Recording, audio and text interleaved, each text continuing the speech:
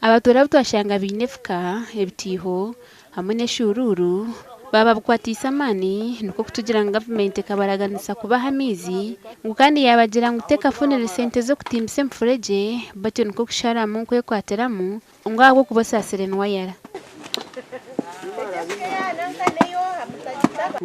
line kuyizire yaraba hariya ecweka cha seriti yaraba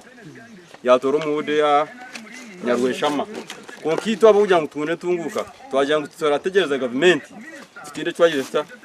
twayikora umumuru okunyamizi gebyagana aho ente ziri kunywera unacyo kibakabize tubentwe kore byagana tukubiho kwa hansi mbwenu twasima munonga okutwisya mizi hihi tube twacwekere migongo ahabwe bidomora mukuru w'entebe ya katana habwashema district jema matumu ijutye bahanda yahiko mu baturage kandi yabaho habuzo byo kutimba yoga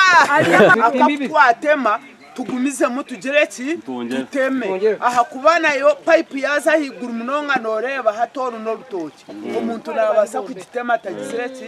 ataginanje jema yasima batura abo kwango ruhuzi rwo kutugereza government ngwe bakorere buri kimwe kandi yajimirira n'abari kuremesa program zayo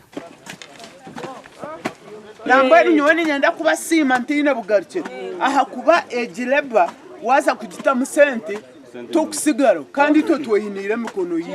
abatura batugambere nako hayibakora bamuhabo butagira mizi marungi batyo nuko kusima government ya NRM ahabo kumanya umuntu wa hansi sima government orangwe tiramizo o myaka 18 tukatugagamiza mbere hati tungira mizo mwaka gumwe twoshaba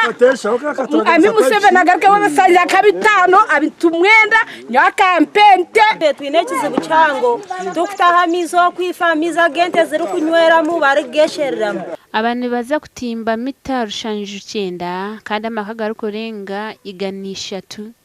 ngo garaganyurwe mu kutimba mizi marungi ahubwo kube cyaro kibonane kitaha ahiziba niyo rumwe obwe na mizi nage byagana gashaka mayiko twakire